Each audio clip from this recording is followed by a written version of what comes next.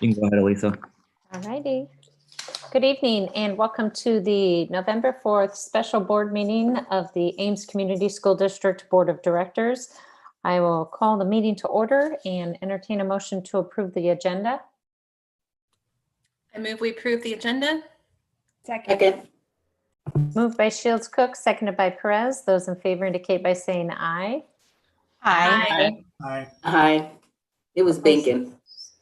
Oh, thank you for correcting me. No, I said it at the same time. Oh, okay. Never mind. She can have it. Sorry. Perez with the second. Motion passes 7-0. Director Linkaitis, will you please read the purpose statement? The Ames Community School District commits to equity and access that empowers every individual to reach their full personal and educational potential.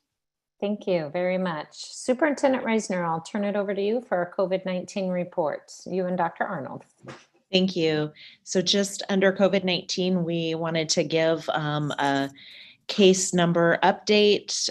Just obviously, this is why we're here meeting tonight and why the recommendation coming forward to delay the start. So Dr. Arnold, are you available? I am ready to go. So to report our current metrics for Story County, our 14-day positivity is 11.2, which represents a 62% increase since our last board meeting on October 26th. Our 14-day average new daily case rate per 100,000 is 35.7, which represents an 85% increase over that time period. Our rate of transmission, and again, this indicator lags by 5 days, but is 1.42, and that's up by 1/4 point since the last meeting. And that, again, that is an indicator of increased community spread. As far as our status in the district, currently we have 0 students positive in the district and 25 quarantining due to exposure. Only one of those quarantining is a result of being identified as a close contact in the school setting. As far as staff, currently there are less than 6 staff across the district that are positive for COVID-19 and 12 who are quarantining across the district. I've definitely seen an increase in staff COVID reports this week. Since Sunday, 17 staff filled out the COVID report form to report a COVID-related absence, which could include a variety of things, like they've either tested positive, they've been identified as a close contact and are requiring self-quarantine, or they're ill and may have a pending COVID-19 test in the system. This represents a 42% increase from the 12 total reports I received all of last week. For some good news though, we continue to see no evidence of in-school spread. There have been no reports of a student who is identified as a close contact in a school setting subsequently contracting COVID-19. And just again, to set the idea on that, our school identified close contacts only represent about 10% of our student quarantine since the beginning of the year. Another way to think about that is 90% of those students who are quarantined are due to exposures that are occurring outside of the school setting, and a majority of those are related to there being another case within their household. All of our staff quarantines have been due to close contact occurring outside of the school setting, and again, are mostly related to family or small group get-togethers where masks haven't been worn, and household exposures. This method of exposure for staff continues to be consistent when our staff are testing positive for COVID-19 as well. And that's a summary of where our current status is for COVID across the district.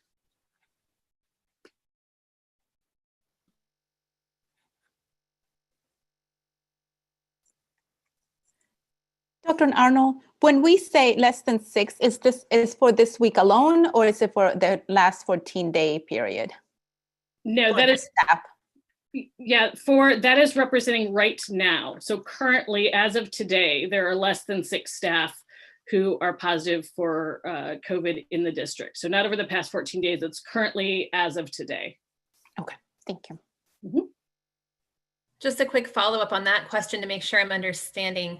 So when do they come off of the positive list then Sure. So they stay on my list as positive for the duration of time that they're considered infectious and out of school. So if they're positive for COVID, it's 10 days from when their symptoms started. And when they're allowed to return, they have to be fever-free for 24 hours without the use of medication, 10 days from when their symptoms started. And symptoms improving, though we do know there are certain things with COVID, like the loss of sense of smell and cough, that may linger. It's just as long as they're showing an improving, they're improving in that symptom. It may not be fully resolved. Thanks for clarifying that. Sure. Dr. Arnold, can I ask you to repeat the last few numbers you gave? You said that there were 12 staff quarantining across the district. Is that correct? There are, yes, there are currently, yes, 12 staff quarantining across the district. And since Sunday, are you asking for the COVID reports that I've gotten this week?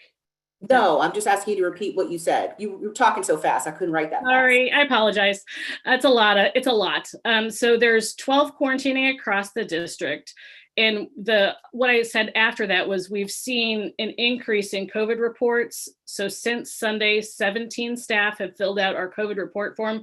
That does not mean they're all positive. It means that they could either be positive, they need to quarantine because they're a close contact, or that they are ill and have a test pending that, for many of them may result as negative. So I guess I don't understand how what do I do with the 12 and the 17? Do I add those together? Nope. So they're unrelated and related. So the 12 who are currently quarantining in the district, that is a snapshot of where we are right now. The 17 is just, I wanted to share that we've seen an uptick in reports over the past couple days. So of the 17 people who have filled out since Sunday, who filled out that form, I believe I have currently 4 pending a test. So they're not represented in the 12 or the less than 6. I have some that I think we have 2 or 3 that tested negative, and then others that are close contacts. So it's just a measure of the increased activity in COVID reporting over the past few days. Okay, and then I know that we are trying, or we have to be careful about identifying, but when you're saying staff, I'm trying to understand if there's a way to quantify or understand how that relates to our teaching staff, because I think part of the concern I've heard repeatedly from the district is that we don't have a lot of teachers to be down. And so if we have 12 teachers who are down, because I don't know if these all teachers, if they are they teaching from home? Are they not able to teach from home? I'm kind of trying to understand the teaching aspect of what these numbers mean. That's a good question. And again, due to some confidentiality, I can say that a majority, a large majority of them are either teachers or EAs. We do have some non that are in that number as well. And as far as our ability to fill and things like that, I don't have that data quickly available. That's something we could provide, but it's just an overall snapshot of what's happening. And so just relatedly then, because part of what I think we were told last meeting is that if there was a teacher who was quarantining but wasn't sick, or even was positive but not showing symptoms, they would still be teaching online. Is that what's happening here? Do we know that piece? I believe in the areas that they are able to do so, and that they are teaching from home. Those who are working from home, if they do have that ability. And I don't know, Superintendent Reisner, if you have any additional on that. Dr. Hawkins keeps a pretty good tab on that on a daily basis. Dr. Hawkins, do you have any numbers for us? No, I apologize. I don't have anything off the top of my. I can tell you that I was in a classroom in Edwards today where that was happening, but I couldn't tell you of the total number of staff that are gone, how many are teaching online. Again, I can get that information and we can provide it to the board by tomorrow morning. But thank you.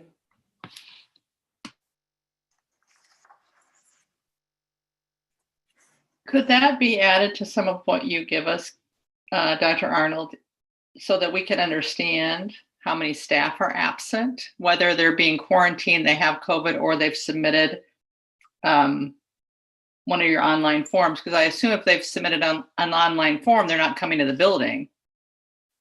Unless they test negative and then subsequently do. Right, but on like a daily basis, they're absent for that day until they test and get their results. So right, we are tracking their, our overall absence rate due to COVID, which includes those pending tests and those who are out for quarantine. And I'm just trying to pull it up right now. And so we could, would you like that when she reports out during these COVID reports? Or Yeah. I could also send those on we look at those every day. So if you wanted a couple times a week, I could send those out if that would be helpful. yeah, I think it'd be very helpful. Okay. It helps us understand what the impact really is. Okay, sure. Thank you.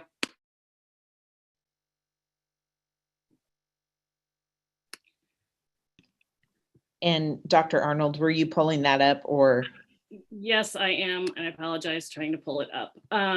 So currently for today, now just looking at this is the impact. I can't tell you though from this percentage what percent have been filled or are teaching from home, but for the high school, we have a 0.75% absence rate due to staff COVID-related illness. For the middle school today, we have a 2.6% absence rate due to COVID-related, or at the elementaries, we have 2.28% absence. So that gives you what the percentage is, but that isn't really answering your question of who's teaching from home and how that's being, how their education is being provided. Well, I mean, I guess what I would suggest is that the absent rate is people who are not working. Because if they're working from home, then they're providing a service, right? So yeah, the only thing, Director Lankaitis, that I would say is that when a teacher is teaching from home, we still have to get a substitute teacher. So that's one of those little pieces that we forget about, but we still have to get a substitute teacher to supervise students. So, but I am asking Dr. Hawkins to collect that information from the building principals each day so that we can start to track that. And I do think that Kristen Johnson does have that information already, so it might be pretty easy to get that to you quickly. Dr. Arnold, go ahead. No, go ahead, Michelle. Would it be possible to see historically, like, are we seeing an increase or is it pretty steady or is it decreasing? Yay. We can definitely do historical data around teacher absences and around EA absences. That's very easy to do. So we could pull that, snapshot in time.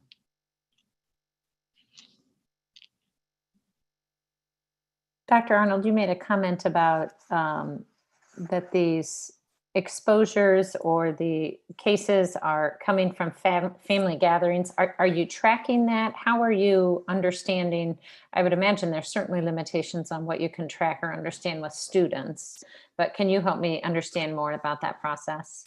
Sure. So when we do get a positive report or a quarantine, I do follow up with each staff member, and I am tracking if they're saying, because usually they're looking for help as well on when does my quarantine period end, right? So we talk through those exposures and talk through those situations. So it's through that analysis I'm then tracking commentary on what the situation was that promoted them to end up having to be quarantined.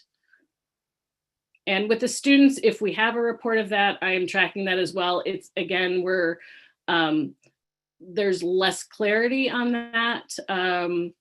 but we have seen a similar trend. It's within the household. For the quarantines, it's definitely household exposure is our number one category for students. And I guess for me, I don't even need that much. I'm just curious, in school or out of school, right? Where that exposure, right. For staff, at. right. For staff, it's 100% out of school. Yeah. And for students, historically, since the beginning of the year, it's 10% has been in school exposures that resulted in quarantine. Okay. Thank you. Mm-hmm.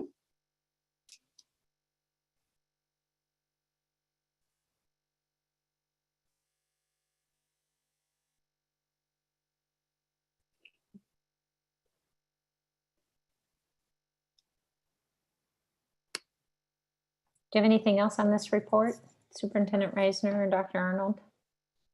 Nope. No? All right. I will go ahead and read the our statement regarding public comments, and I will just, because we only have one thing on our discussion, I will put any comments during public forum on the current COVID-19 case numbers, as well as any general comments that folks may have as a part of the public forum. So residents of the district, students attending the district, parents or guardians of students attending the district, and district staff members may address the board about any topic relevant to the district, whether on the current agenda or not. Those who wish to speak must sign up at the beginning of the meeting. Speaker participation is limited to 3 minutes once per item. The views and opinions of citizens addressing the board do not necessarily reflect those of the board, district administration, or staff. Speakers are to remember that Iowa law prohibits the board from discussing specific employees, students, or their performance. Student speakers will state their name and school. Others will state their name and address. And just as a reminder to our public, if you desire to speak, we will not answer any questions, but we certainly welcome you the opportunity to make a statement. And please, I will call on you. Raise your hand, I'll call on you, and Eric will give you permission to speak. And Angela Shaw. Hello, can you hear me? I can hear you. Good evening. My name is Angela Shaw, and I live at 5411 Tennessee Street. And I'm speaking tonight on behalf of myself, so no other organization. Last week, I listened to the Teaching and Learning Committee meeting, and most notably, there was 2 deliverables that were promised. Number 1 was the FAST scores that were displayed in a histogram where it showed the student scores in a way that was better able to understand the extent of the educational emergency in the district. And 2, to provide information on the intervention strategies that are currently being used within the buildings to bring these students back into a proficiency. The first priority of the Ames Community School District is educational equity and improvement. Unfortunately, educational equity has not been the center of conversations of whether to go online or in person or hybrid. We know that Northwood, Mitchell, as well as other schools have consistently been at the lowest FAST scores over the past 3 years. And we know that first grade and second grade have had the lowest FAST scores over the past 3 years district-wide.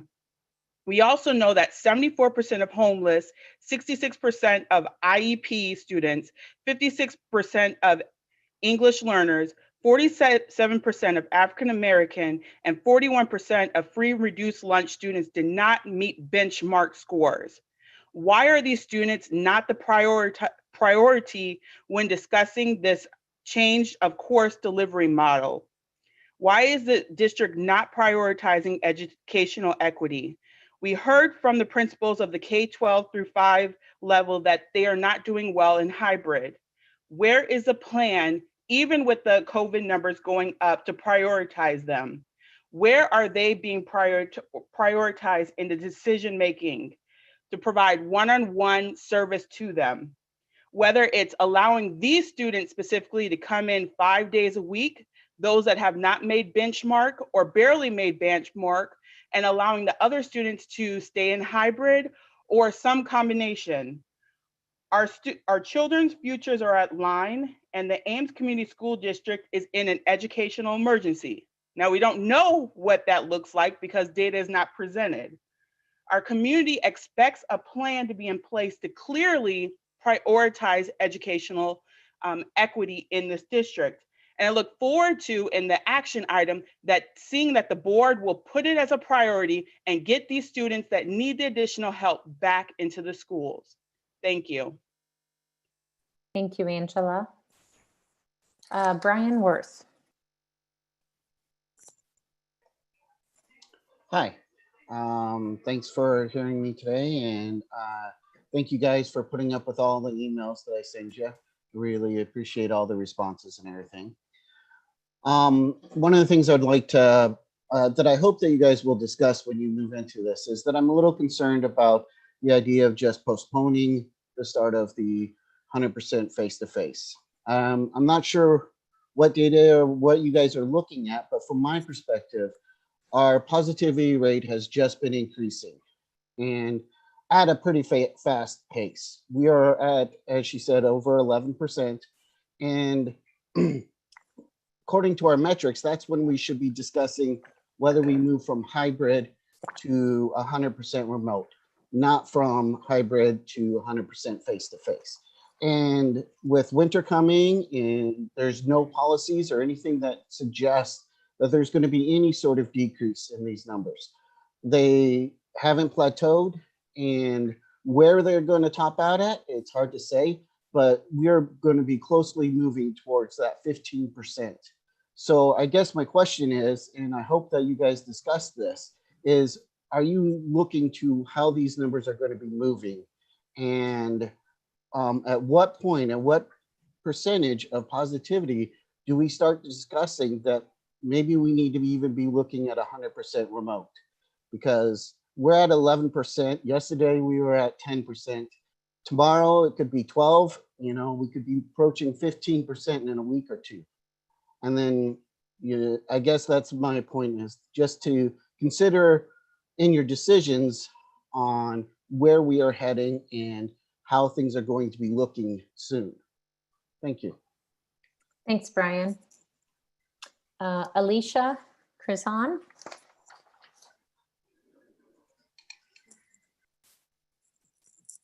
And you've been given, oh, there you go. Go ahead. Okay, thank you. Yes, you know, this pandemic is really kind of turning out exactly as we expected. The numbers are going up, you know, and it's a very fluid situation.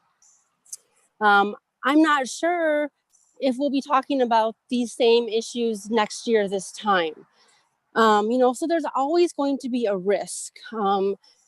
And, you know, the Ames School Board has done a fantastic job of giving people options. You can go 100% online if you want to. If that is your choice, you can do that. If things are bad or just unsure, the district also has an opportunity to go 100% online. But, you know, we're not going to please everyone. You know, I'm just kind of wondering, you know, what will we gain by delaying the face-to-face, 100% face-to-face, you know, unless, you know, it's just time. Yes, time could matter. However, you know, what is the state going to do? What is the community going to do to decrease our numbers? You know, what will we gain besides time if we delay the start? You know, we've talked a lot about, you know, the benefits of going face to face, the socialization with the peers. But I think if there's more benefit, there's also a benefit if we go 100% face to face with that relationship with the teachers, that ability for the peers to ask questions, to learn from one another, that immediate feedback. And, you know, most importantly is to learn. We need our students to learn. You know, my 7-year-old said it very well yesterday. He said, "Mama, I love to go to school.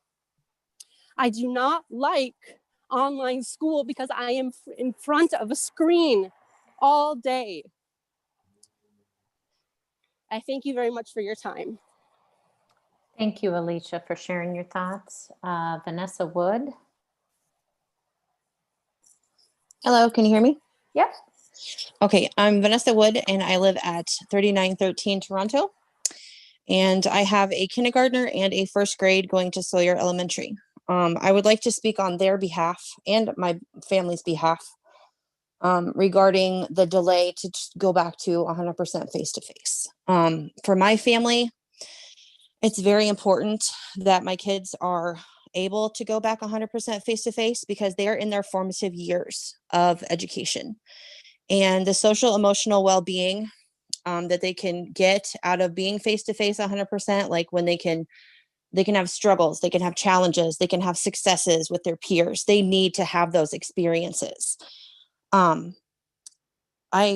second grader suffers from anxiety. So we said goodbye to our daycare provider yesterday because we were assuming that we were going back face-to-face on Monday. Come to find out, that's potentially not a possibility. So we're dealing with some anxiety with not being so consistent, which I mean, I understand. Which brings me to another thing. We are a working family of two people. We both have to work in our home to make ends meet.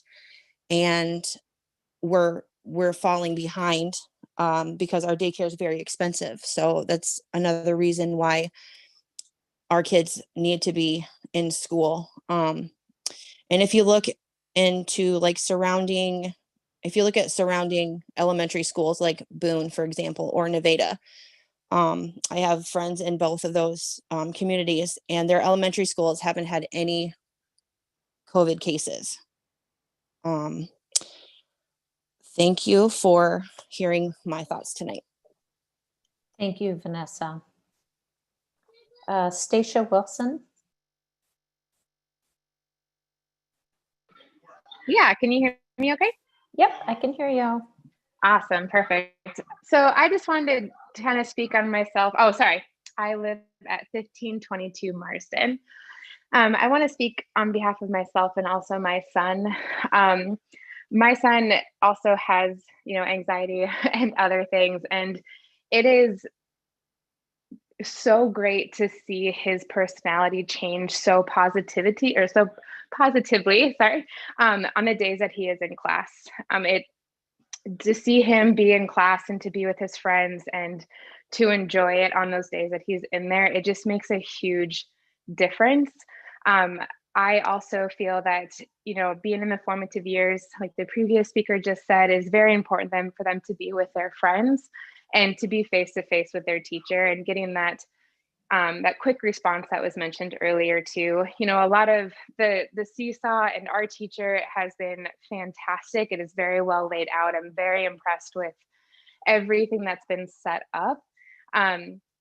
But it is very difficult to say, hey, buddy, you missed a question. We need to go back and do that. And he's just like, well, what do you mean I missed a question? And we have to kind of dig through the notifications to find it and show it to him. And it's just a lot easier for a teacher to work with them on those things.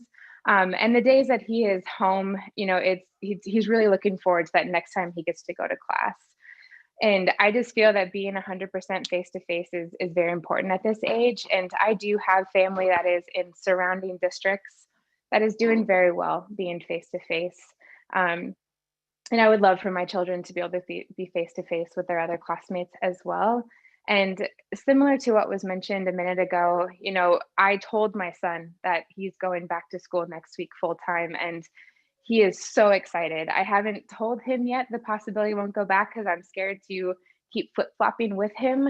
And my fear is that if we decide to postpone this 2 weeks and I tell him it's 2 weeks, and then in 2 weeks it doesn't happen, and then we keep going back and forth, that it's really going to cause more heartache for my child than not. And also as other parents, I'm sure we were anticipating starting back full-time next week and have made the arrangements to make that happen. And so it is difficult to think that the arrangements that I had in place with, being able to go to work myself or be able to, I booked up my schedules so I could actually have more time for my work And to be able to have to go back and redo that is going to be challenging as well. So I see my time is almost up, but thank you very much for all your work that you've done so far. And I really hope that we can make face-to-face work. Thank you, Stacia. Shannon Grunmeyer. Hi there, I'm Shannon Grunmeyer and I live at 4910 Ontario Street. And like many of the other speakers, I continue to be very conflicted by all of the challenges that were being presented. I 100% agree with some of the equity concerns that were initially raised, in that we do have very vulnerable populations who absolutely ought to be prioritized and are maybe not at the moment being prioritized for in-person learning. And at the same time, I also know that our general population also does need the experience as well. And I'm curious to know if there are ways to think outside the box, perhaps differently than what we're doing now. I know as a parent of a preschooler and a second grader, I too can tell you that the days when my daughter gets to go to school in person, she is a completely different person, and it's so much more beneficial for her to be there. And so I just wonder whether we could look into, would it work to send everybody every day, but maybe only in the morning or the afternoon, similar to what we do in the Northwood Preschool Center. And I know that creates other challenges, but I just wonder then if we could get more equity by allowing everyone to participate for at least part of the day on a more consistent schedule than perhaps what is happening right now. And again, I know every idea creates a lot of other challenges, but just something to consider. Thank you. Thank you, Shannon. Next up, Laura Jensen. Hi. Thank you so much. I just wanted to say that I really appreciate the hard work that you guys have been doing as a board. I am very appreciative as somebody who has high-risk children and a high-risk family for the very serious way that you are approaching COVID. But I agree that there is an equity problem with the students that are at risk. So I feel that dichotomy, and I just wanted to say, I appreciate your thoughts in all of this. I appreciate how you guys are taking this very seriously and your hard work. I'm not sure what the right answer is in this situation, but I do feel that my kids are getting the best education that they possibly could through the district. Thank you. Thank you, Laura. Kira Werstein. Can you hear me? Yep. All right, thank you. My name's Kira Werstein, and I live at 2516 Camden Drive in Ames. My kids go to Fellows. They're in kindergarten, first and second grade. I just wanted to encourage the board with this decision, to use logic and reasoning to make a decision that's guided by experts and facts, instead of a decision that's based on emotions or your comfort level. You've been provided with evidence both locally and nationally that shows that schools are not super spreaders of COVID, as was once thought. And Superintendent Reisner at the last meeting said that our local medical experts, they were pediatricians in Story County Public Health, have recommended to Ames that we return to 100% face-to-face instruction promptly. Sabrina Shields Cook, she replied back in her vote and said that she wasn't going to follow that guidance with her vote because these experts were not epidemiologists. This logic fails to recognize that you, the board members, and you, Sabrina, are not an epidemiologist either. And so, in fact, you will not find epidemiologists at Mary Greeley, because epidemiologists are people who study the past. So you can find these types of experts at universities like Iowa State. In fact, there are these experts at Iowa State that are guiding the decisions that are being made there. And they have shown via contact tracing that the spread in our community is not happening on campus, it's happening off campus at social gatherings and in high density housing. So in other words, COVID generally does not spread in the classrooms. Additionally, the evidence right now in our schools, as Dr. Arnold just said, is that we have 0 cases. And so that's right on the dashboard. And so it's not spreading in our schools. It's important that we recognize that both with our neighboring districts as well that have returned to 100% face-to-face, that it's not spreading there either. It's important that we use the guidance of the medical experts that have guided you and encouraged you and told you that the toll that this hybrid model is taking on the mental health and well-being of the children and families that have been expressed in this open forum as well. It's important that we listen to the guidance of the Ames administrators who have told you that this model is not working for teachers either. I'm not sure why we think that in 2 weeks that the positivity rate will be better. That doesn't mean that children shouldn't be in school. And I recognize that it is an uncomfortable decision for you because people will be angry with you for no matter what you choose. However, if you aren't able to make an uncomfortable decision, then perhaps the school board is not the right place for you. And so it is important that you make this decision based on data and the facts and the guidance of our medical experts. Thank you, Kira. Would anyone else like to speak this evening? Please raise your hand.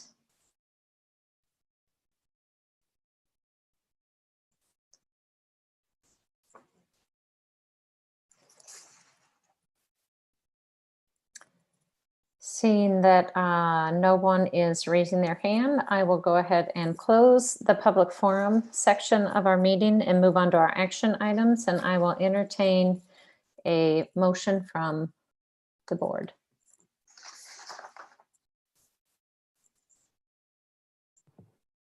I move the board approve delaying the return of grades PK to 2 to 100% face-to-face instruction until November 23rd.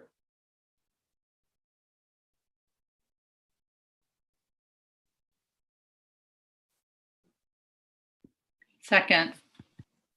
Moved by Benkin, seconded by Linkaitis. Discussion.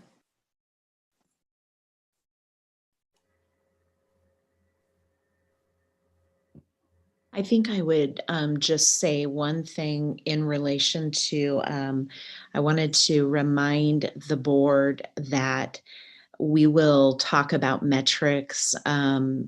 We tabled it, if you remember, we tabled it at our last meeting. So we will revisit that at the coming meeting on Monday. And the metrics being the decision-making matrix. And then I also wanted to just remind the board that we, the reason that we are not able to look at going fully remote is because we have received the clarification from the court through the judicial review, stating that we cannot make that local decision and have our hours count.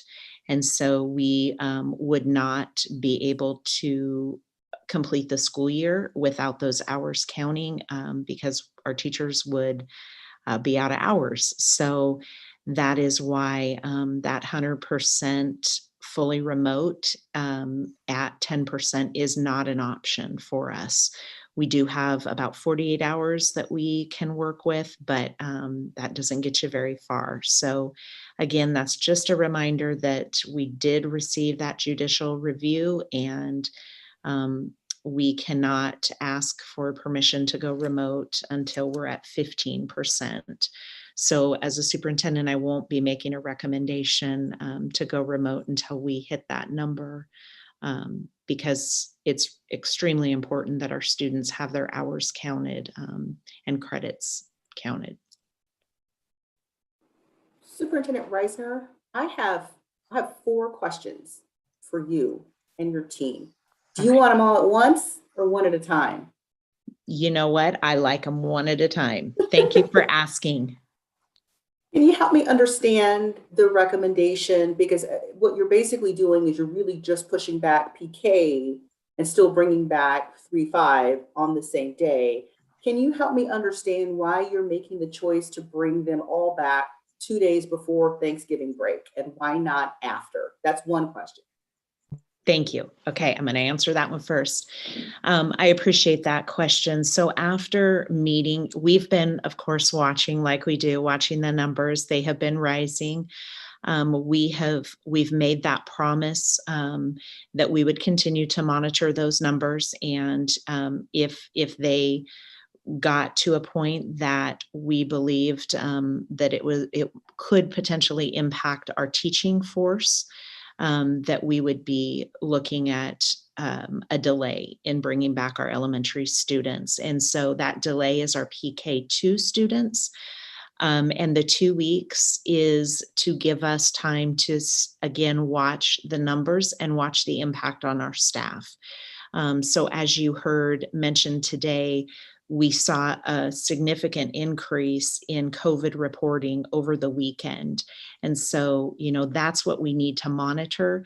I do not believe that COVID is a super spreader like we thought in schools, but we have to have certified staff in the classroom teaching our students. And so that's where this recommendation is coming from. As we begin to see this uptick in the community, that impacts our staffing.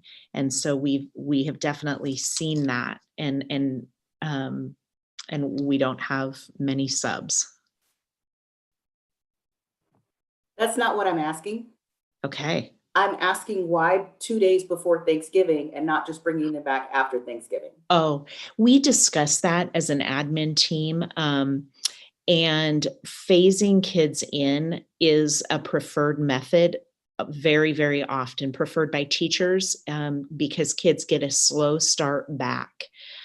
So you'll see districts who tend to start midweek because it gives students that slow start back. For us, it felt like it would give us an ability to test the system for 2 days, and then we have all of the break to make any additional modifications that might be needed. Okay, thank you. My second question then is, why would we not keep with the plan to stagger the return? So even if we do push back PK, then we would push back 3-5 2 weeks after that. Can you help me understand why we now don't need that space? Yep, absolutely. That recommendation was really first and foremost, our goal is going to continue to be to get students back safely. That's what we want, our students back face-to-face safely. The reason we originally had that staggered was, again, we felt like it would give us the ability to test the system. The principals have done an amazing job coming up with incredible plans in their buildings. And I think they feel pretty confident that bringing them back together all at once, they would be able to handle those demands. At the time when I made that original recommendation, the principals hadn't done all the work that they've done up to this point. Okay, that's fair.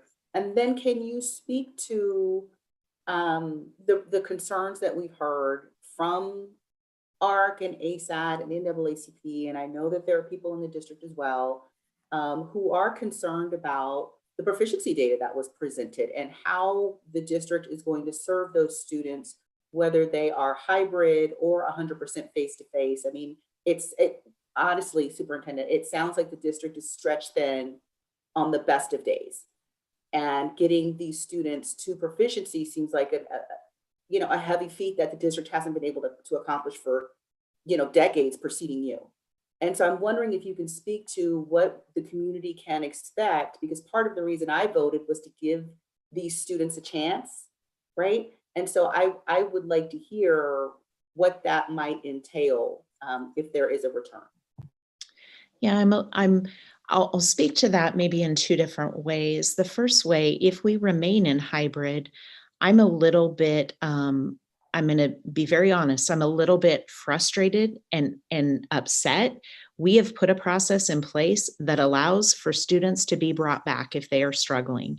Our classrooms, we have the ability in our classrooms, we have space. We can bring students who are struggling back. And so I don't know why that's not happening. I'm going to ensure moving forward that that happens. Again, we have a process that I don't know why it's not happening. So, and again, maybe it is, but we need to see that data on how many students have been brought back, how many. So that piece of it, I'm not sure why that hasn't happened. And so, bringing students back, I hope that our equity director has been studying this data and has been identifying the strategies for intervention that we need to be using. I know that Director Mixdorf and Director Jones have, a great deal of experience, and we can report back on those strategies that are going to be used when students return face-to-face, because it's going to have to look like a beefed up intervention, not what we've used in the past with just success for programs. This is a sub part of that question. Is there a plan in place to update the board on the impact of that? I would guess we would get something maybe in January. I don't know when you would expect to see some benefit of this beefed up intervention plan. Mm-hmm. Yeah, I would hope, I think probably before January would be my hope. So I will bring that back to the board. I also think that we need to report back to the board on this process of bringing struggling students back and why that doesn't seem to be happening. Or maybe it is happening. We just haven't reported on it. And so I'll work on bringing that back before January. So both of those things will happen. Okay, thank you. And my final question is, I hear the agonizing and the comments. I feel the same way. I wish there was a way to kind of, give everybody what they want. And so I'm curious, I'm not going to ask you to kind of remake the baby, right? I'm wondering though, because I know this team, I know you and I know your team, and I guess I should say my sense is that you have gone through options of trying to bring, have the best of both worlds. Can you help us understand what are the alternatives that you all considered, so that the community doesn't just think you all, didn't consider, maybe we could, because I like the idea of a half day, but I understand that impacts our hours. Can you help the community understand why what you are proposing is what needs to be proposed? Maybe that's a better way to ask it. No, the question, I always appreciate hearing others' thoughts too, because the question of half days, we have explored that. That doubles our transportation cost, and we don't have that money. So that's off the table. There's also a lot of challenge with cleaning in between groups to ensure that spread isn't happening between the two groups. So what districts have found is that really it doesn't make any sense to split them and have them both coming on the same day. And then in addition to that, we would double our transportation cost. And so there's that piece. We've looked at the idea of, is there a way, and you're right, my team and how we operate, and even though things might be a heavy lift, we're going to continue to try and really push for choice. So one of those choices we talked a lot about was, could we do a building or two that are fully in person and a couple buildings that are remote? That is, there's logistical problems with that, but could those be worked through? I think so. I think anything is possible. However, that would mean a big disruption to students, because we would not be able to keep students in their home building. We would not be able to keep students with their home teacher. We would probably have to be pulling some remote teachers potentially. I don't know that for sure, but we would have to then be staffing staff in different buildings. So, just the logistics of getting a teacher to move to a different building, getting students who might be in this, area that now have to go over here. Everybody, for the most part, would probably be assigned a new teacher. That seemed really disruptive for us. But believe me, we have explored that. So those are some of those things that we've worked through, and there's been other conversations, but I think those are probably the two that have been the most talked about and viable. Those are my questions. Thank you so much. You bet.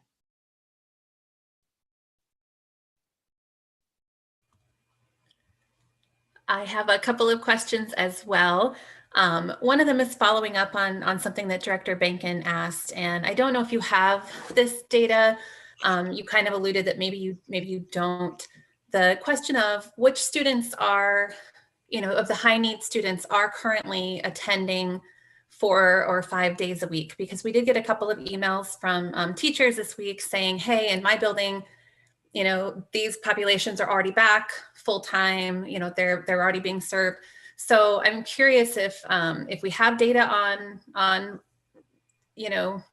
what percentage of high need students are coming back full time already. And what are we defining high need students to be? And I guess it could be any of those categories that Angela Shaw mentioned. So, the free and reduced school lunch, homeless, special ed, students who are not scoring on the FAST scores, any of those students who are at risk.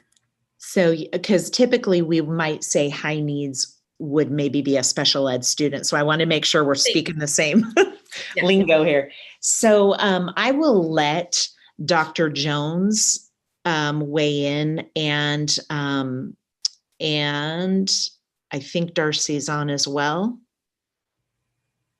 Darcy, are you on? I am. Okay. I'll let Dr. Jones weigh in on the EL and students who through the equity lens, as those students, and I'll let you weigh in on the special education students.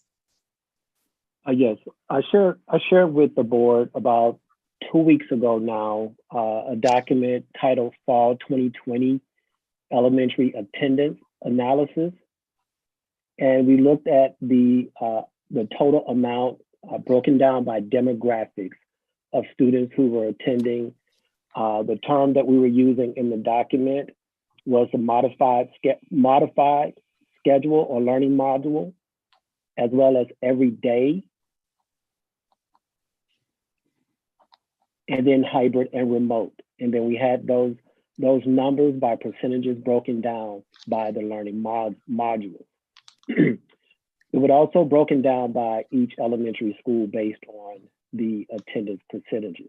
And the discussion that we had even during that time was that if we looked at the attendance percentages or the attendance rates, they looked fairly good as far as the attendance as we collected from the data.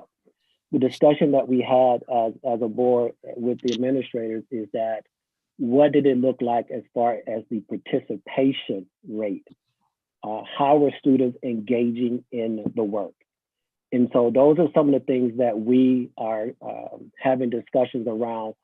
How are we collecting that information as far as students participating and engaging in the work? And so different buildings look different in how they're responding as far as that work. But overall, looking at the percentages, our numbers look fairly well. And again, that can be it can speak to different things as far as students checking in daily, but it will Dr. look Jones, totally different. Go ahead. I think that what Director Shields Cook is asking it is in relation to numbers of students on site face-to-face. So students who are struggling, who have been identified as being in a group that needs additional support, how many, what percentage or how many of those students have we brought back for additional days? I don't have those numbers, but I do have the numbers broken down by whether they are hybrid or remote. Are those the numbers that? No. So a student is, so let me see if I can, so a student, so we heard from Dr. Shaw tonight when she talked about students who are struggling. So we might have our EL students that are performing low, our homeless students who are not performing well. Our students, potentially our students of color may not be performing well. Of those groups, how many of those students have been brought back for additional days because they've been identified?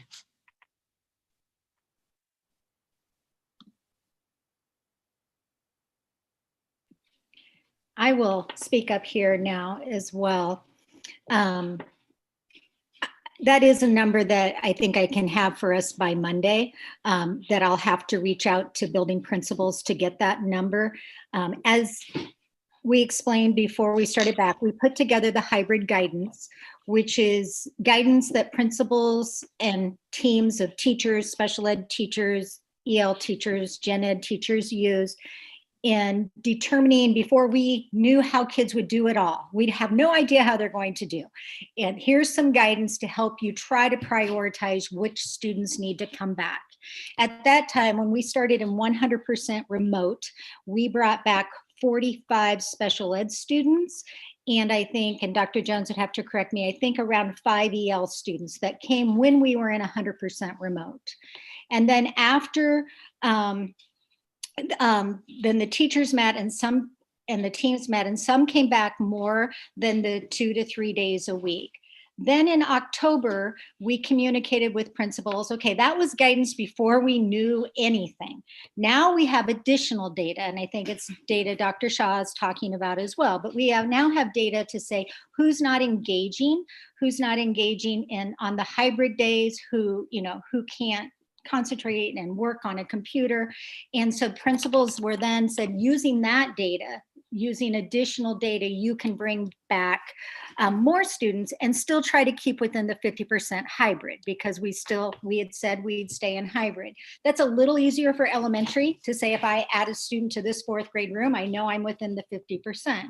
That's a little more difficult for middle school and high school, because you might be 50% or less in your first period class, but in our related arts classes or elective classes, those become very off balance. I had that conversation with the middle school this week, that we were problem solving different ways of, if we brought kids back, more kids, how do we keep our elective classes at the 50% hybrid? And so we talked through a few options of that. Of course, as I'm sitting in these meetings, many times I'm talking about special education students. But it was pointed out to me by some principals that, that I needed to understand that as they look at the students with the most risk, it's not always special ed students, and that many of the at-risk students that we're talking about today are doing well, and many aren't, and that they want, the middle school specifically, they really want to go by their data, how they decide which students that, after they've done a lot of problem solving to try to keep students in the hybrid model, and after they feel like they've exhausted that problem solving, then bring them back. Another thing that was pointed out, that many of our students that are struggling online are students that are remote. So they've chosen the 100% online model, but are still struggling with it. And we know their families are making very difficult decisions based on the health of everyone in the home. And so, but it is hard for a lot of our remote students as well. But I can get out to principals this week and try to give him a more specific number on Monday. Superintendent Reisner, I have found those numbers, but I have them only for elementary. Thank you so much. Okay. We got it. Some of my information, but again, for the EL numbers, we had to break those numbers down by students who are emerging or progressing. And so those are the students who have the most needs in those identifications. And so those students who are not in remote, we have approximately 20 students on site or receiving instruction every day. And so those are the numbers that are in the elementary. One of the things, talking to other administrators, that we have tried to do using the guidance is that some of our administrators have reached out to families to try to get them to return every day or at least hybrid. And we do have some families who are not agreeing that it is safe for their student to be on campus. So even though we have administrators making recommendations, we do have families who are saying no, they would rather keep their child at home. I would also add one piece to the conversation. In our structure for elementary students, if a student is identified needing success intervention, EL support, or a special ed support, they're receiving that intervention 5 days a week. So whether they're on site and physically in front of the teacher, or whether they're in their asynchronous day, they're being streamed and they're having a synchronous lesson or opportunities for that synchronous lesson. So we are trying to maintain that intervention happening very consistently 5 days a week for students that fall into that in that need. And I would also add, I don't have the number, like the stats, but I do have conversations frequently during the week of administrators calling problem solving, similar to what Director Cousins was saying, for students that are struggling in realm of participation. And I know we're bringing students back on, giving families the opportunity to access school, whether they're in a remote model, or providing that hybrid opportunity between the window, and or bringing them back more than 2 to 3 days a week, giving them that opportunity for 5 days a week. So I can't speak specifically to the number yet, unless I added up all of my different notes. So I can continue to get that, but just so you have that insight, we are offering intervention for students 5 days a week. I think one of the struggles is that we developed guidance or guidelines, and hear me when I say we developed it just recently, and then you know that it doesn't always work exactly how we need it to work. And so I think we've struggled with how much of it is guidance, how much autonomy do principals have just to say, we want to bring this student back. But we need to have those numbers. We need to get those numbers. And so we'll work on that. Thanks. I appreciate all of your input on that. That's helpful just in kind of thinking about what's currently happening. The one other thing that I wanted to say or ask, I guess, maybe it's more of a concern that I have, and it's related to a lot of the parents that we heard speak earlier of just the uncertainty. And this is was a big concern that I had with not following the metrics that we have laid out currently, was that parents then, they don't know how to plan. They don't know at what point we're going to make different decisions. And I think that many parents thought that we would just go forward after that vote happened. We would go forward with 100% face-to-face, because there was nothing that said unless XYZ, right? So unless the numbers go over 10%, I mean, Dr. Passion had said that his feeling was 8 to 10% was where we would need to consider being in hybrid. and we're at 11.4% now. So I'm concerned that the motion we have tonight is still vague and indicates that we definitely will be going back everybody on the 23rd. And so I'm wondering if we could consider rewording this so that it can say pending the development of new guidelines or pending community numbers or something like that, so that parents understand that we still have to take into consideration what's going on in the wider community, what's going on in our hospitals, and all, and like you said earlier, what's going on with our teaching staff, how are we able to staff the buildings, that this is not something we can 100% guarantee.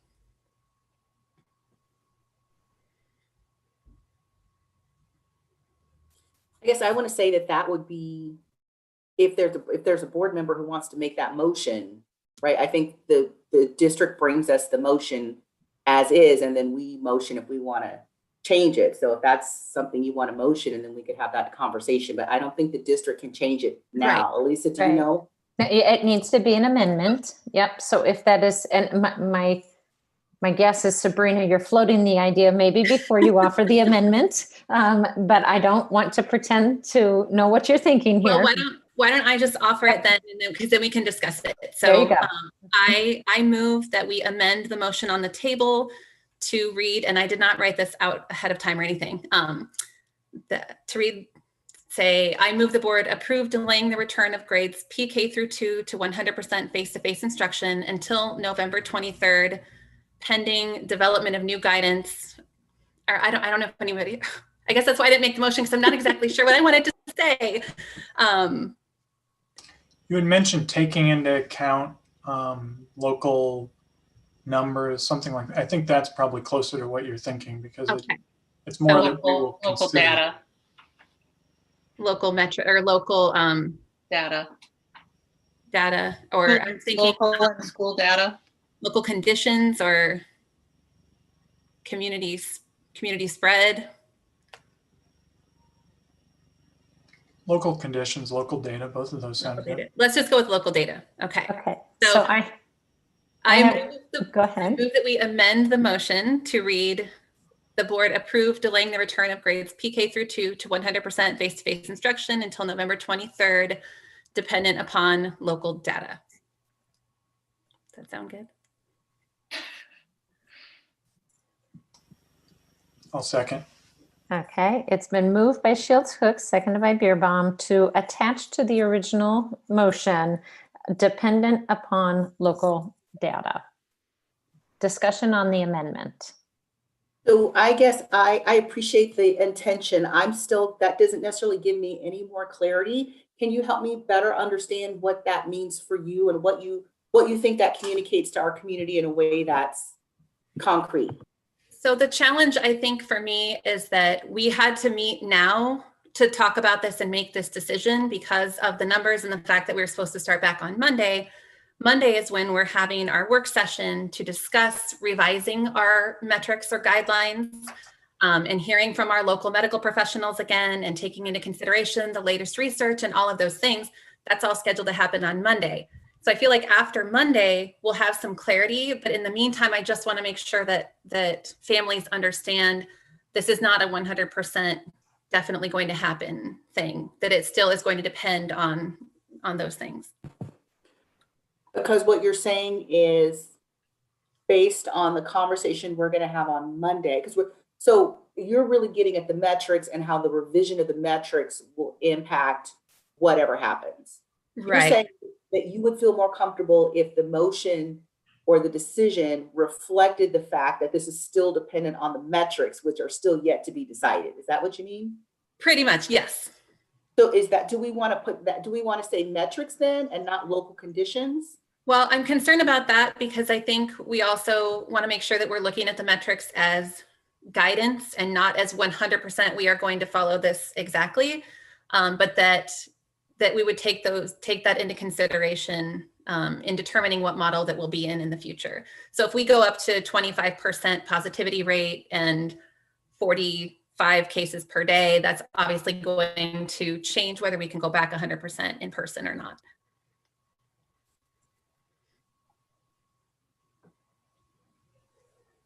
I think the idea is that parents need to understand with emotions that we make that it's just at this instant in time, that it can change. And it's just the nature of the conditions we're in. And so we need to make our emotions clear that this is not a definitive answer, but it is what we're agreeing to on this date, pending what happens in the future. We don't know what's going to happen between now and November 23rd. Mm-hmm.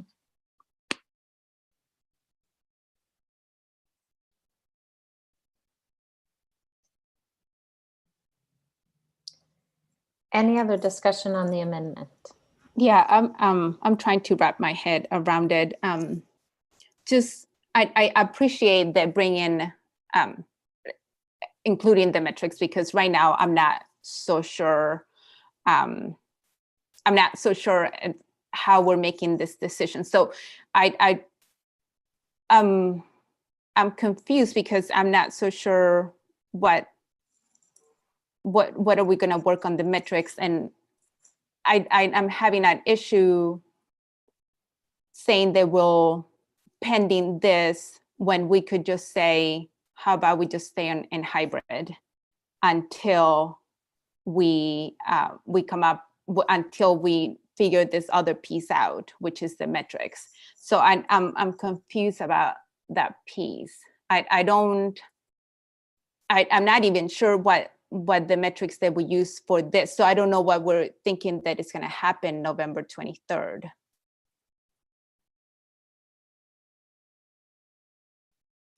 I'm assuming that the hope is that the numbers would go down by November 23rd, or maybe Superintendent Reisner, you can speak to that, whether.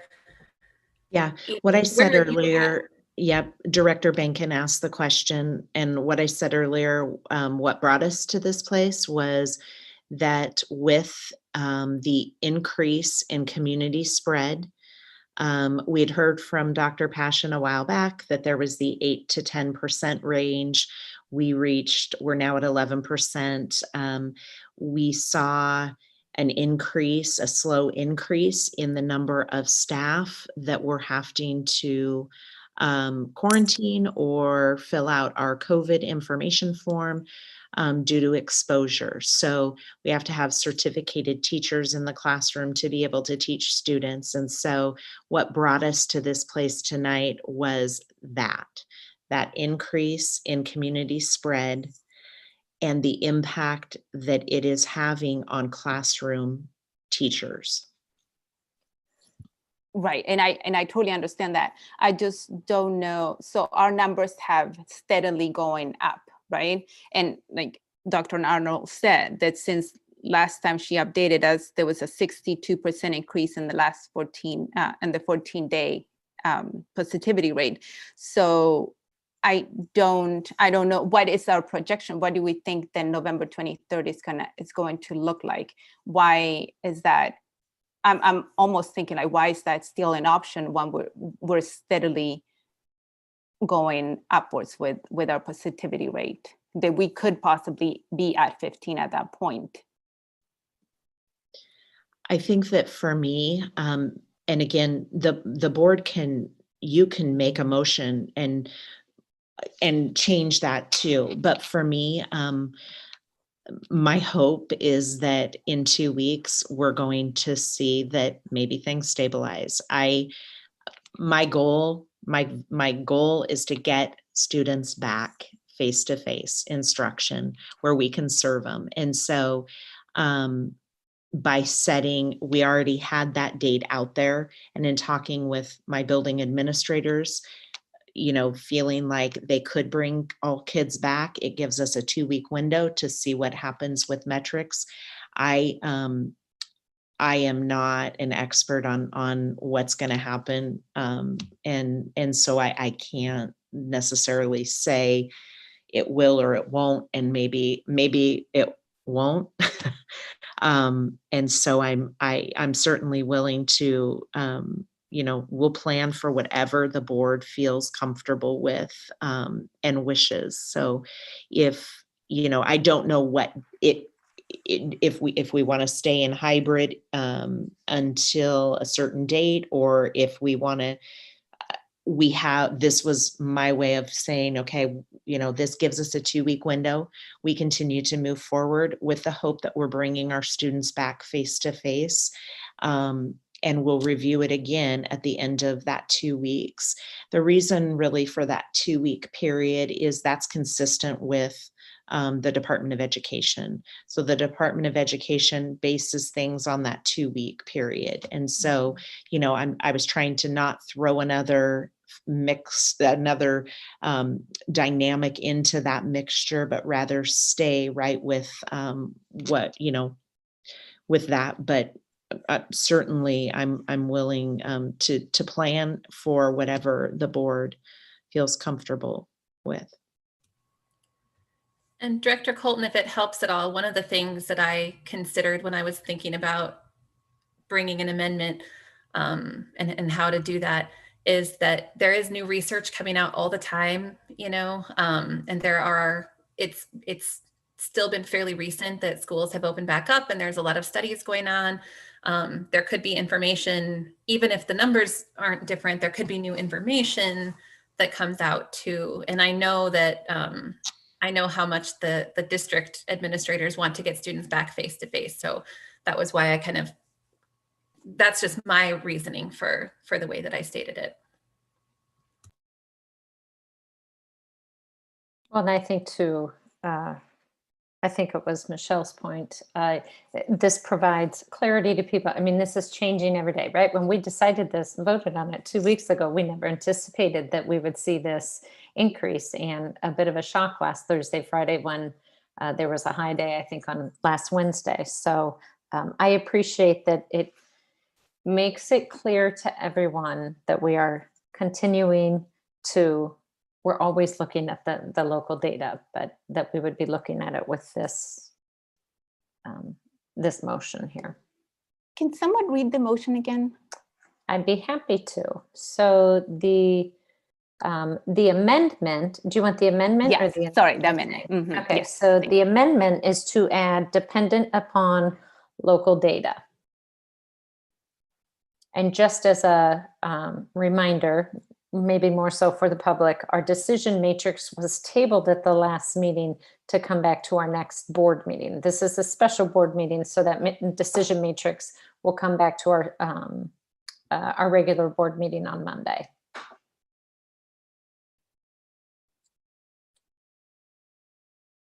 Any other discussion on the amendment only?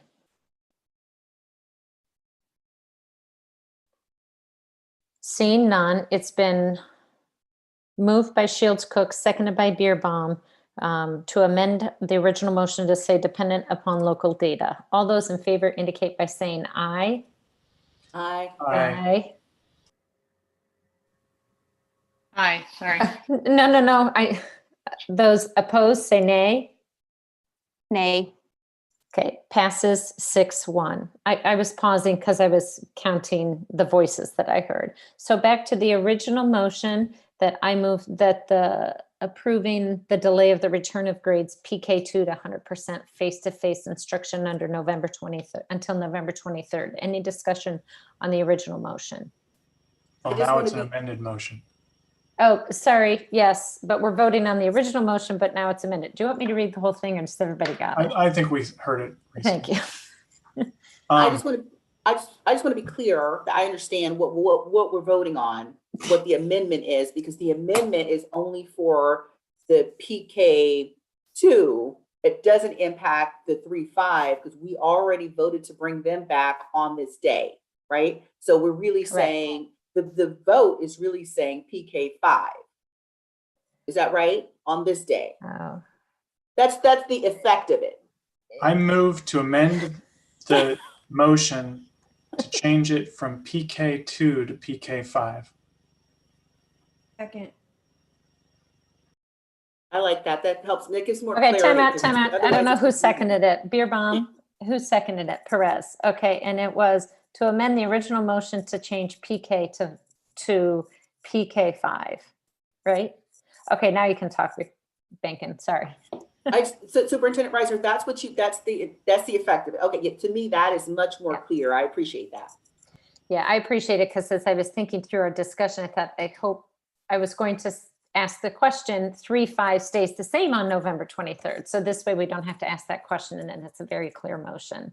Any discussion on the amendment changing PK2 to PK5? Okay, what's happening? So the amendment is to change the wording from grades PK to 2 to be grades PK to 5. Oh, gotcha. Yeah. Yeah. Any discussion on the amendment? I just want to say for the record, I still think they should come back after Thanksgiving, but I see I'm not going to win that fight. I just want it on the record. And that's not a comment on the amendment, Director Benkin. I'm going to call you out on Robert's rules. You can't make that comment until it gets to the original motion. Do you want me to amend it? Zip. No, there's amendment on the floor. I'm going to call the vote. All those in favor of the amendment indicate by saying aye. Aye. Aye. Opposed, nay? Nay. Passes 6-1. The original motion is not on the floor. No, the amended motion. I would The amended motion, thank you. So it is, I will say it, so it is, the recommendation is the board to approve the delay in the return of grades PK to 5 to 100% face-to-face instruction until November 23rd, dependent upon local data.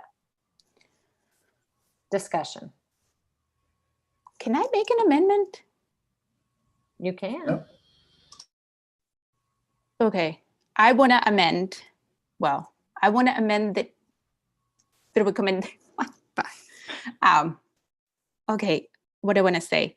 I want to amend to read that. I move we amend it to remain in hybrid, dependent about local data. Okay, so your amendment would be to, you move the board approve. We remain in hybrid. Which grades? Make sure we clarify. PK through 5 until we develop or talked about the local data.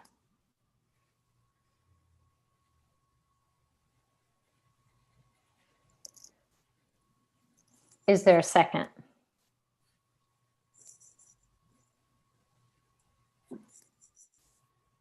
Second. Okay, the seconded discussion. The reason why I'm saying this is that I think it's less confusing. I think we stay where we are right now, and then we talk on Monday about this, whatever it is that, however we're going to approach this, whether we're going to update the metrics that there will be guidelines, or however we're going to make the decision going forward. I think it's clearer than now. We stay hybrid. We have, the process seems clear. We stay hybrid. We have this conversation Monday. We decide what that is. Then we look at the numbers. The numbers are trending up. I'm not exactly sure what November 23rd, I'm not expecting anyone to know. We all thought that the numbers want to go down. That's why we're here right now, but they didn't. So I think it's to our benefit and to our staff benefit to stay in hybrid right now, that they're not worrying about how they'll bring the kids. They're not worrying right now. They already figured out. So now they can stay in hybrid. We can make this work for now. And they'll give us numbers at how we're bringing back the students that they're at risk. So that's one piece that we're gonna see. And then we rework how the metrics or that piece, we are transparent to the community. This is how we're making the decision going forward. And then we can meet again next Wednesday with those numbers already in place, with that data already in place. I feel like this will be a more methodical way. I want to thank you, Director Colton, for making that recommendation or making that amendment. I appreciate it. You know, this has just been such a frustrating thing for everybody. I know everybody's at their wits' end. And I got to be honest, I keep checking NPR on my phone to see what the election results. Oh my gosh, right? What a whirlwind of chaos we've all been in.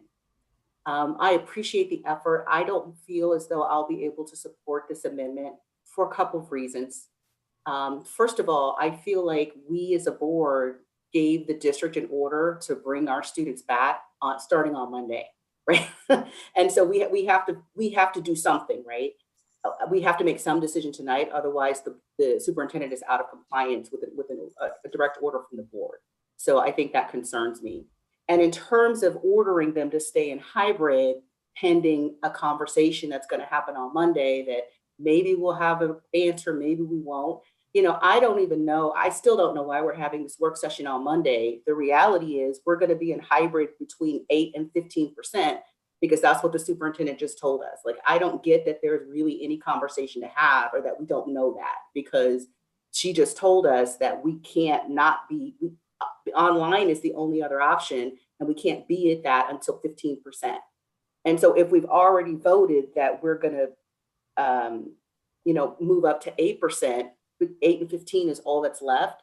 So I guess I feel like what's going to happen on Monday is already prescripted. And in addition to that, I feel like all I have heard from the district for the past couple of meetings is that hybrid isn't working. And I feel like, for me, there's so many things we have to balance. And one of the things that I'm trying to balance is, how do we give these students a shot? And it's not just those students who are struggling, right? Because part of what I think Superintendent Reisner told us is that there are students who are falling in the cracks, right? So it may be students that are proficient, but maybe they're just barely, but their families are struggling, or whatever it is, right? And I guess I feel like, there's just been this push to get everybody back. We want everybody back. And so I feel like moving that way is what I'm comfortable doing. And so that's just why, those are some of the reasons I feel like I can't support it right now. So. Thank you for saying that. I do agree with the fact. The board directed the staff to bring the littles on Monday, and then the old K through 5, but we did not recommend it to bring them no matter what the numbers, right? So at that time, that decision was made with some sort of metrics. So I think that's the part that I'm struggling, because right now I have no indication of what exactly those numbers, what numbers are we following? And I share that concern as well, because Director Benkin, when you said that we'll be in hybrid from 8 to 15%, I didn't hear the superintendent say that, and I'm not sure that that is what is going to come out of Monday's meeting, based on a lot of factors. It could be 10 to 15%. And I think that tricky piece, we know that we can't go online until 15%. So we know that, but at what point do we shift from hybrid to in-person, or in-person to hybrid? That's where I think we're kind of stuck, trying to figure that out right now. And I really do want the community to have the message that the goal is for students to be in person as much as possible, to the extent possible. And I think that it's helpful to have that, because there are going to be a lot of people who are not listening to this meeting tonight, who are only going to see this when it comes out tomorrow. So I think the way that it's phrased is so important for them to understand. We're not abandoning the idea of going back 100% in person. We're sticking with that. It's just, we're not there yet based on what the numbers are in our community right now. I would think that we made it perfectly clear that all of us at one point or another have said that that's the goal. So I would hope that people know that. And I hope the staff knows that our goal is to bring the students back and to bring them safely, right? So I think at the beginning of all of this, we looked really solid because we had this metrics as a guideline. And now I feel like I don't have anything to go about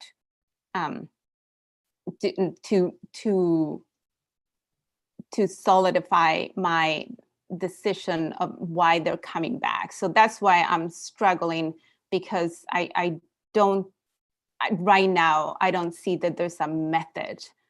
And that's why I'm struggling. And so this is why I think it would be good to take a pause and focus on on Monday, whatever Monday looks like, whatever that work session looks like, and then go from there. I struggle telling people that we're going to do this when our metrics right now are 11.4. So it feels too much of a gamble for me, given that it has been steadily the numbers are going steadily up.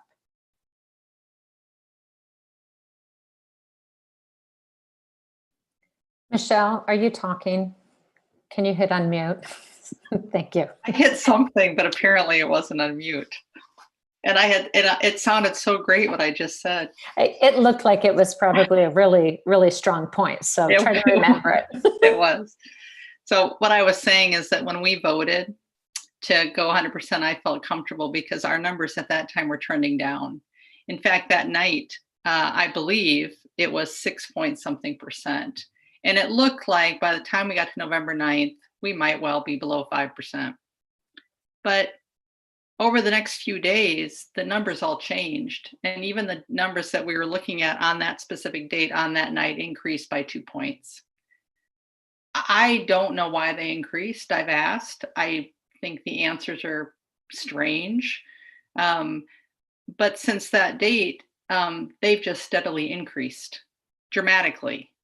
And it's concerning to me. So, but I sit here and I hear the parents who spoke tonight, who don't represent the opinions that we've gotten via email, that are people concerned with going face to face, and wonder why we can't improve our hybrid. Is that not a possibility? Are we just taking that off the table that we can't get better at the hybrid? So I'm conflicted. I don't know the answer. I voted yes to returning November 23rd, given that we are going to continue to examine data and that it's not a guarantee. To me, that means we're remaining in hybrid until further notice. So I'm just very concerned with the numbers. I don't think we live in a bubble. We can say that schools aren't super spreaders, but we're not divorced from our community that surrounds us. And it is not true that Boone and other schools have not had COVID. They have. They've had teachers out, they've had classrooms out, and it has impacted them just like it's impacted us. We were told that 10% of our cases from students have been within the schools, from the schools. So I just think we need to be reasonable and look at all of the information we can so that we return kids to school, which is the reason we're on the school board, is because we value education. But I also think it means the community needs to start taking some looks at what it does. Europe has made, a lot of European countries have prioritized school, kids being in school 100%, but they've done that by closing down other things within their community, so that it's been a priority. And I don't see that happening here. And I think you're right, Dr. Linkaitis. It could be semantics, right? It could be that we're staying hybrid until, it could be semantics. My issue is that I don't want to lead people on thinking that we are going back November 23rd, 100% without some sort of method to make this decision for me personally. I like the November 23rd date just because it gives parents time to plan, and they can give their daycare providers or whoever they're working with a date of at least November 23rd. By saying basically no deadline or no goal, it's not giving anybody any certainty at all. And I feel like that's the last thing I want to do. I want to give people things to plan for. I want to give some kind of predictability in this huge uncertainty that is COVID right now. So I also feel like the date needs to stay in there.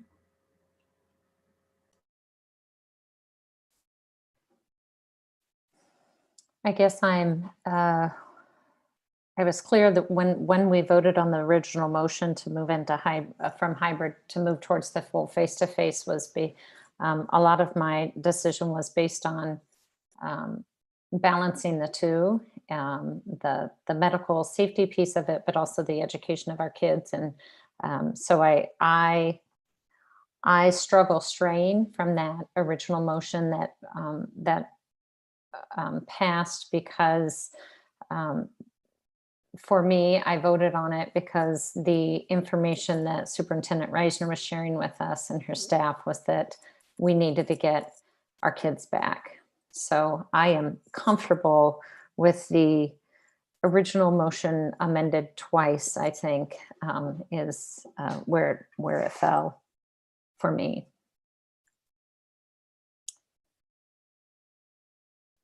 Any other discussion?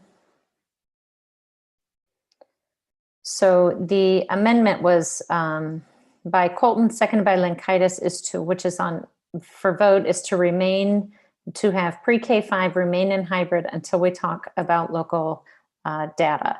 All those in favor of the amendment indicate by saying aye. Aye. All those opposed say nay. Nay. Nay. Amendment fails 1-6. So we are back voting on the, do you need me to read it? Alan's smirking. Well, I'm not going to read it again. I think y'all got it, right? Sometime before Sabrina made the first amendment of the three that we've gone through, Monique and Sabrina had said something I wanted to follow up on. Okay, So go ahead. I'm thinking maybe it's time I can do that. We'll give you the floor. I agree with what both Director Shields-Cook and Director Benkin said, that one of the things we're all concerned about and don't have very much data on is this question of how well are the kids being served, and especially kids that are in groups that are already of concern to us, even in a non-COVID time. So one thing I was wondering if the board might be interested in, I think it'd be an interesting request to make, Superintendent Reisner thinks it's possible. We're coming up on the end of the quarter. I would be very interested to see data at elementary, but also at secondary level on how are the kids doing. So what is the attendance looking like, and what are grades looking like broken out, so we can see, what is the impact happening to different levels. I don't know if that's a heavy lift or a light lift, if that's something that can be dumped out of Infinite Campus or something like that after quarter. But I think that might give us a way to quantify a little bit some of those questions were brought up. We've seen fast scores, but we could actually see real, what are kids feeling this first quarter?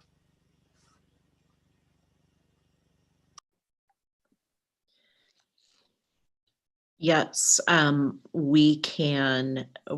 I will check in with the building principals and see what we can pull together.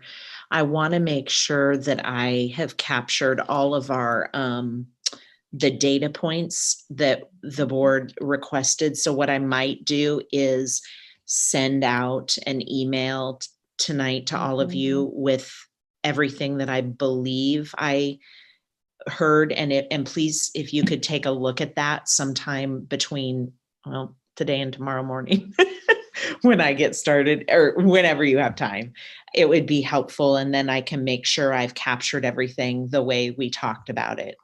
I think I did, but I might be fuzzy on a few things. So I'll just clarify that with you all. Thank you. I'll definitely look at that. I think to reiterate something somebody else said, we're all in the same boat and we want the same outcome. We want kids in school and we want to deliver the best education we can. And there's so many things being balanced.